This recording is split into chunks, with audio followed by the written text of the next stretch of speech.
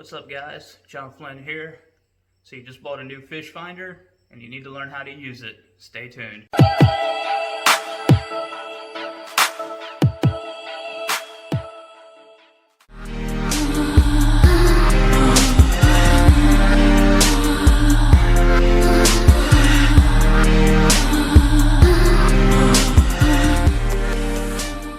What I'm going to do is I'm just going to run right through the settings. I'll just show you the sonar, the image, and how to adjust it. Okay, first thing you guys want to do is you want to power on your unit. When the menu comes up, just hit menu and go to simulator. Exit through that. It'll usually jump to a weird radar screen. I just let it load and then I ignore it. So I'm going to go to my down imaging hotkey. Now the first thing I'm going to do is I'm going to show you something that not a lot of people know about. What you want to do is you want to hit your menu button twice and scroll over to setup. You want to drop down to user mode and you want to put that in custom. It's going to open up a bunch more little things you can change that were kind of hidden. Next, you want to go over to your sonar. I keep my display spectrum in wide, keep everything in mega, go down to surface clutter, and I put that about a 3. Always run max mode. Keep water column sensitivity off. And I turn the noise filter off. And the reason I do that, it starts to filter out things that are returning, in the sonar. And honestly, you just don't want anything to be filtered out. You just want to see a raw image and you just want to know how to interpret it. So I leave all the alarms off. I don't really have a need for alarms. That's more of like a boat thing, or I don't know, whatever you would need alarms for. I don't use them. SI background pinging, I like to leave that on. That way when you switch between, side imaging back to your 2D sonar, when you go back, your side imaging is still running. It's still collecting data. Depth lines, I like to keep mine off. And my side image range lines, I like to leave those off too. It's not that hard to tell if you're in 20 foot of water, the halfway point, would be here. You can just estimate where you're at. So I don't have a need for those things. I also feel like they kind of clutter up the screen and maybe even block, some of the good fish returns you might have. Let's see. Like that. If you turn those on, fish is, it's only that little speck. These lines are going to block that stuff out, so I like to leave that stuff off. We'll go to the actual 2D sonar. So this is your traditional sonar. It shoots a beam straight down, shaped like a cone. The deeper the water, the wider the cone, the more area you cover, the more images you can see. This is how I set mine up. So again, I stay in that max mode. I usually keep my sensitivity around a 4 and the contrast around a 20. My lower range, I usually keep 10 feet deeper than what I'm fishing. So if I'm in a lake that has a max depth of 30 foot, I'll probably keep it around 40 and not even move it or mess with it. I'm in a kayak. I travel slower than a boat. I keep the chart speed around a 2 or a 3. And the reason I do that is because you want your chart speed to match your boat speed. So if you're doing 4 or 5 miles an hour when you're graphing, then you want to go ahead and kick that up a little bit. But when you're actually traveling 2 or 3 miles an hour, you want the chart speed to match it.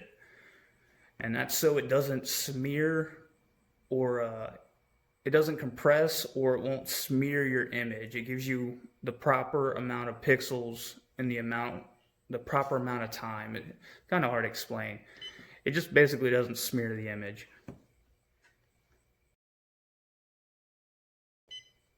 Next, I'll go to down imaging. So again, I'll keep my sensitivity around the 4. You know, sometimes if I want a brighter image, I'll bump that up a couple notches. I'll keep my contrast in the mid-teens, you know, between 12 and 15, sharpness off. Lower range, you know, again, it's going to be based on how deep you're fishing and, you know, stuff like that. Chart speed stays the same. I prefer the second color palette. I also like blue occasionally because it shows shadows really well on a side image, and I'll talk about that in a little bit. But normally I stick to a 2 palette. The 3 is really good for like really bright sunny days and you just need more, you know, brightness on your screen. And then number 11 is actually really good too. And the reason I like number 11 is it gives you like a little reddish tint on hard stuff, that like hard returns, kind of like rock and good fish returns. So sometimes I'll run it on the 11 palette, but for the most part, I'll leave it at 2. I think it looks the most realistic. I also always leave my down imaging and side imaging in mega. If you hit the check mark button, you can switch between the old kilohertz, the 435, and the 800s. And honestly, if you're going to buy a mega unit, why would you use anything other than the mega? That 800 is good for side imaging when you're really wanting to expand your distance and look pretty far out. But for the most part, you want to just stay in the mega. It's going to give you the best image, the clearer image, you know, the really cool detailed shadowy pictures that everyone posts on Facebook.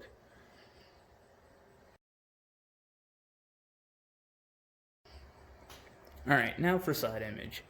So again, I leave it in the mega frequency. The only time I will ever change that, and I only use the 800 frequency, is when I want to graph out to 100 plus feet left and right. But for the most part, I never even really go past 60 foot, so I just leave it in the mega frequency. So the most important thing with side imaging is not so much your sensitivity or anything like that, but it's actually your range. The mega imaging has extremely good detail, but it doesn't have a lot of range. So one thing you want to do is you want to bring that range in a lot closer. And the rule of thumb is whatever your depth is, your range should be 3 times that. So if I was in 10 foot of water, I would set my range to about 50, 45, 50, somewhere in there, which will shrink your image. It'll bring it in closer, but it'll give you a nice, clean, clear image of the bottom and fish that may be floating, you know, in the water column. Now, what I do for sensitivity usually depends on the bottom content. If I'm on a rocky lake, which in this demo, this lake looks pretty rocky, you can bring your sensitivity down pretty low and even keep your contrast pretty high, which will really darken your picture, but your shadows will pop even better. When you're fishing rock, fish actually are hard to see in it, but their shadows show up really well. So you kind of want to maximize your ability to see shadows. If you're fishing, you know, more mud, like a creek or, you know, like the river, stuff like that, you would want to bump that sensitivity up a little bit and kind of match that contrast. And that way, the fish will show out against the soft bottom. You'll have bright little returns on a dark, you know, background, I guess. Kind of like the night sky. So based on my bottom, I usually keep the sensitivity pretty low, you know, no more than 8. My contrast is usually between 10 and 17, depending on how bright it is outside and what the bottom's made of. Always keep it on both. Chart speed, again, is based on boat speed, so you either want it, you know, if you're in a kayak, 2-3 miles an hour. The palette, again, I do the 2, but like I said, sometimes I'll do the blue, which is 1, and as you can hopefully see, your shadows get so much darker, and it really helps show, you know, marks, like the fish's shadows. It gives them away. Like, you won't be able to see the fish as well, but their shadows will really pop, and it kind of helps bring them out. Alright guys, so in this picture you can see bluegill beds right there, and then see the shadows? Those are fish, and those are big shadows, so those are more than likely bass. Coming through here, those might be more fish. You know, we're super shallow, maybe a couple feet. There's a good image of what might be a few fish off this rock pile. All these shadows, and that's why I like to have the contrast real high. It gives you a nice shadow, you can lock in on it. A lot of people ask about that fuzziness that's starting to creep in. Now, from what I understand, that's the thermocline. You can go into your water column sensitivity and turn that down, and you'll get rid of a lot of that image, but you'll also filter out some fish. So I usually just leave it on there and kind of deal with it. But you can see fish right there in the water column. There's one there, one there. So even with it all fuzzy like that, you can still make out fish. First cast, all I did was look on the graph, saw them schooled up, a couple of these little dudes. Alright guys, thanks for watching, hope it helped. See you on the water, catch some fish. Send me some cool pictures of your sonar setups. I love to see all the images and stuff you guys see out there. Cars, you know, bridges, you know, piles of fish, anything like that. I think that stuff's super cool. I can talk about it all day. Alright guys, see you later.